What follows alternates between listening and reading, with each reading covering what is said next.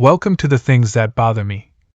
The place where we stop pretending everything worked out and start talking about what actually happened. No filters. No excuses. Just reality. Episode 4: The College Gamble. We were told something simple. Go to college. Work hard. And everything else would fall into place. A career. Stability. A future. But nobody told us the truth. Nobody told us the price would keep climbing. Nobody told us the jobs wouldn't be there. Nobody told us the system would change while we were still playing by the old rules. So we signed. We took the loans. We made the bet. And now? We're left holding the bill. In a game we didn't even realize was rigged. This isn't about failure. This is about a promise that didn't hold up. This is episode 4. The College Gamble. Generation X. We were told we could be anything. Episode 4. The College Gamble. We were told there was a path. Not a complicated one. Not a risky one. A straight line. You start in a classroom. You end in a career. That was the deal. Study hard. Stay focused. Do the right thing.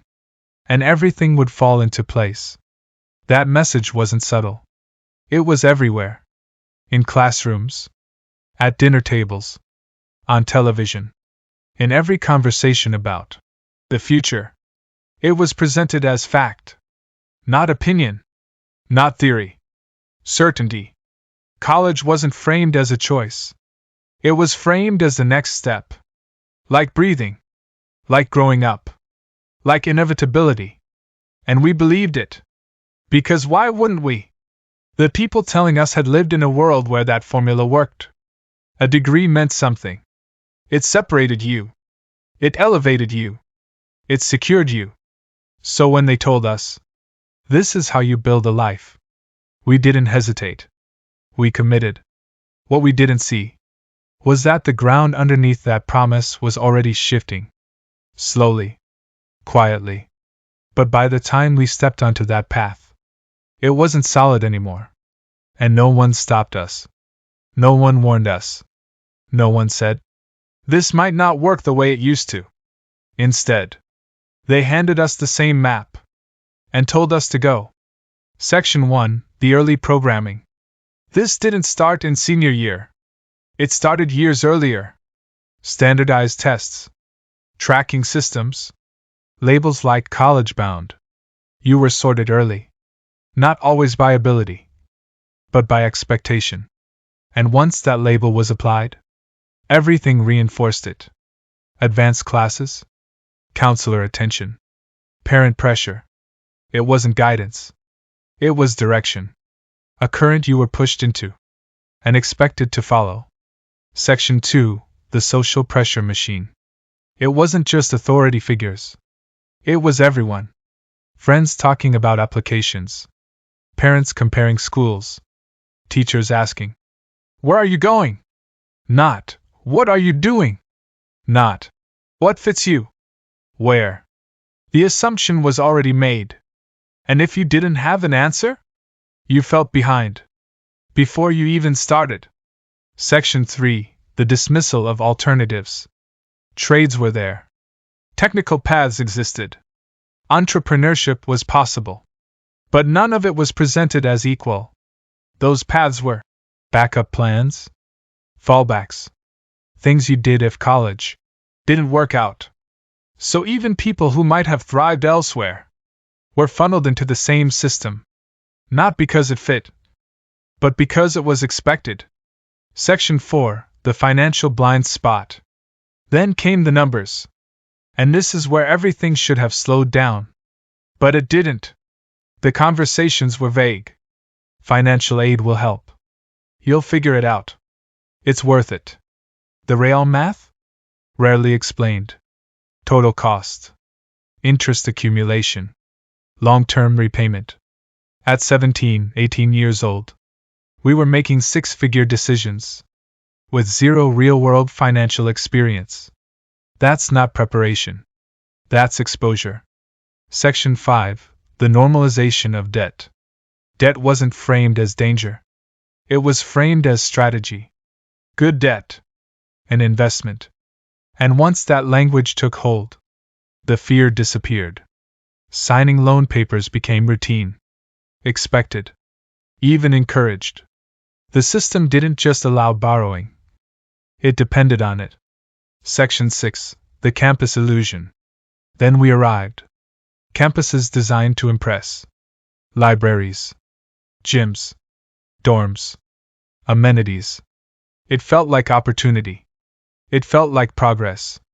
But underneath that experience was a meter running. Every class. Every semester. Adding to a total we weren't fully tracking. Because no one was forcing us to. Not yet. Section 7. The degree saturation point. Then came the shift no one prepared us for. Degrees multiplied. Fields expanded. Graduates flooded the market. And suddenly, a degree wasn't rare. It wasn't special. It was common. And when something becomes common, its value changes.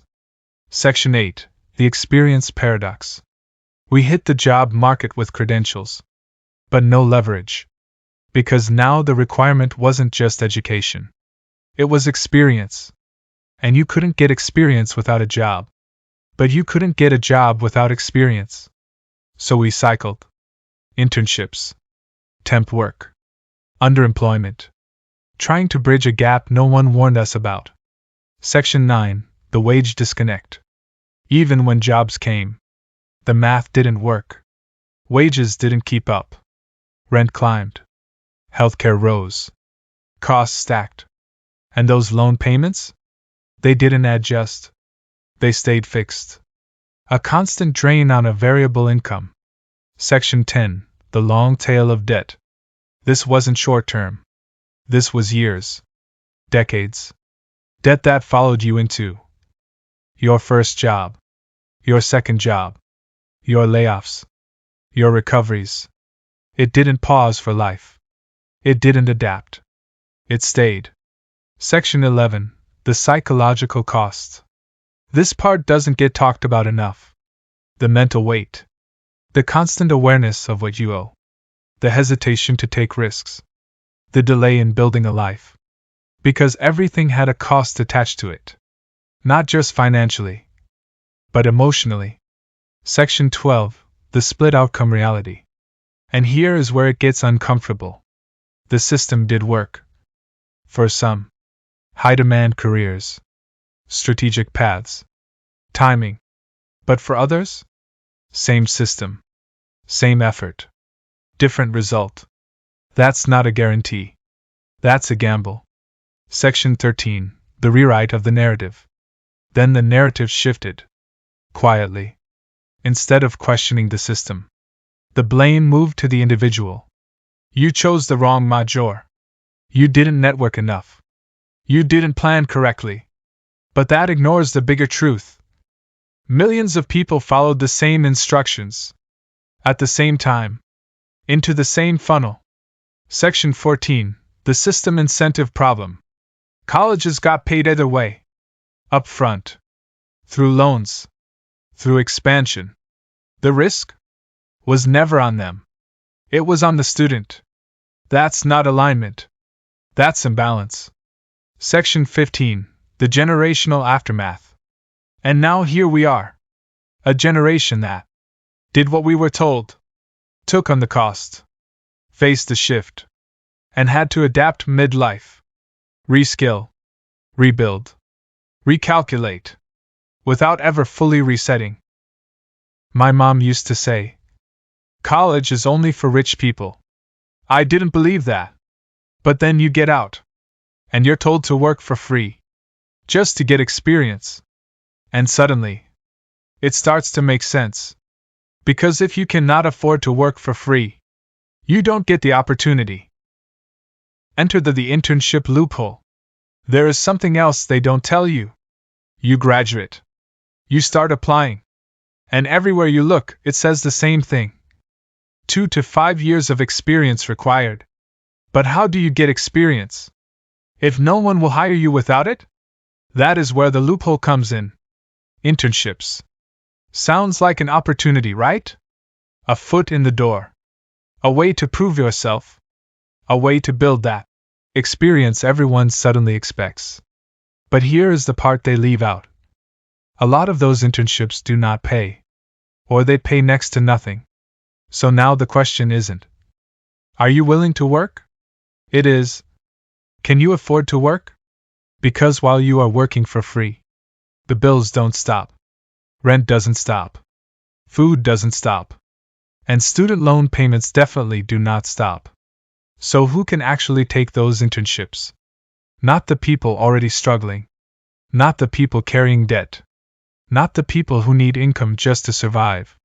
The ones who can take them are the ones who do not need the money. The ones backed by families who can support them while they gain experience. And just like that, the system filters people out. Not based on talent. Not based on effort. But based on who can afford to work for nothing. And who cannot. So now the path looks like this. Go into debt to get the degree. Then work for free in an internship to gain the experience required. Just for a chance at the job that was supposed to come after graduation.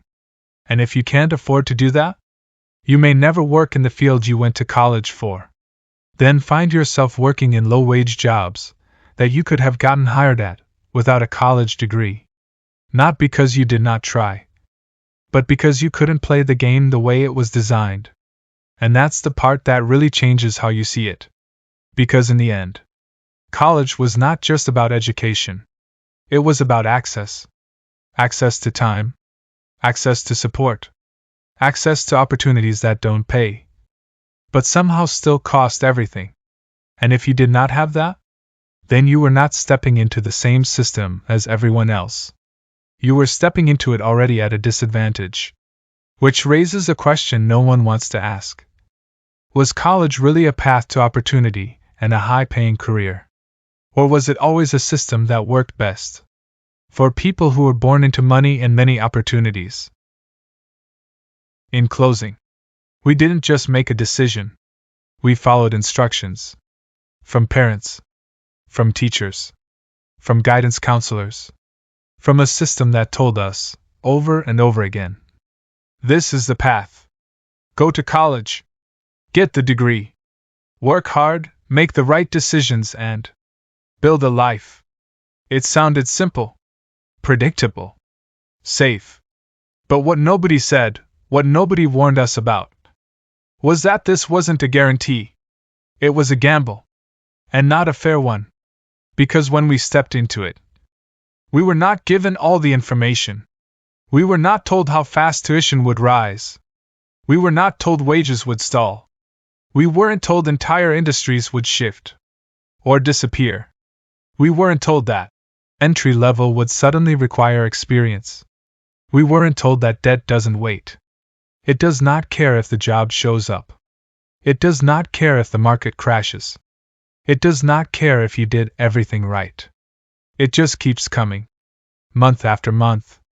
Year after year. And somewhere along the way, a lot of people started asking the same question. If I did everything I was supposed to do, why does this feel like I fell behind? That's the part that bothers me. Because this wasn't framed as risk. It was framed as responsibility. If you didn't go, you were falling behind. If you didn't take the loans, you weren't serious. If you questioned it, you just didn't understand. So people signed. At 18 years old. With no real sense of what they were stepping into. And by the time the reality hit, it was already too late. Now you've got a degree in one hand, and a bill in the other. And the promise that was supposed to connect the two. That's where things start to fall apart. Because for some people, it worked. But for a lot of people, it didn't. And nobody likes to talk about that. They call it bad choices. They call it wrong major. They call it you should have known. But the truth is, when millions of people end up in the same position, that's not a personal failure. That's a system problem. And once you see it that way, You start asking different questions. Not, what did I do wrong? But what was I told? That wasn't true. And that changes everything. Because this isn't just about money. It's about time. It's about trust. It's about the expectation that if you do your part, things will work out. And when that expectation breaks, people don't just lose money. They lose confidence in the system itself. That's the real cost. Not just the number on the bill, but the realization that the path you were given was never as stable as it was made to seem. And once that clicks, you don't look at anything the same way again. That's what this episode is about. Not blaming. Not complaining. Just seeing it clearly. Because once you see it, you can unsee it. And maybe that's where things actually start to change. They told us it was an investment. That if we did everything right, chose the right school, worked hard, stayed on track, it would pay off. But for a lot of people, it didn't. Not because they failed, but because the rules changed. The cost went up. The opportunities shifted. And the risk? That was always yours. So now you're left asking the question no one wanted to answer. Was it worth it? If this is something that's been sitting in the back of your mind, you're not the only one. Drop your experience in the comments. If this hit home, hit like so more people actually see it. Share it with someone who's still trying to make sense of it. And if you want more real conversations like this, subscribe to the Things That Bother Me. Until next time.